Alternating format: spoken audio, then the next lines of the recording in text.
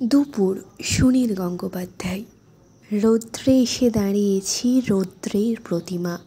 এ যেন আলোরই শস্য। দুপুরের অস্থির কুহুক অলিন্দে দাঁড়ানো মূর্তি ঢেকে দিল দুচক্ষুর সীমা।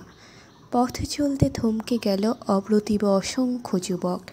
ভিজে চুল খুলেছে শিশুকুমার, উদাস আঙুলে স্তনের বৃন্তের কাছে উত্তেরিত গ্রীষ্মের বাতাস। কি যেন দেখল মিলে একসঙ্গে নিল দীর্ঘশ্বাস। একজন যুবক শুধু দূর থেকে হেঁটে এসে ক্লান্ত রক্ষদেহ সিগারেট ঠোঁটে চেপে শব্দ করে বারুদ পোড়ালো। সম্বল সামান্য মুদ্রা করতলে গুনে গুনে দেখল সস্নেহে। এ মাসেই চাকরি হবে, হেসে উঠল, চোখে পড়ল অলিন্দের আলো। এর চেয়ে রাত্রি ভালো, নির্লিপ্তের মতো চেয়ে বলল মনে মনে। কিছু দূর হেঁটে গিয়ে শেষবার ফিরে দেখল তাকে। রোদ্দুর লেগেছে তার ঢেকে রাখা যৌবনের প্রতি কোণে কোণে। এ যেন নদীর মতো নতুন দৃশ্যের শোভা প্রতি বাঁকে বাঁকে।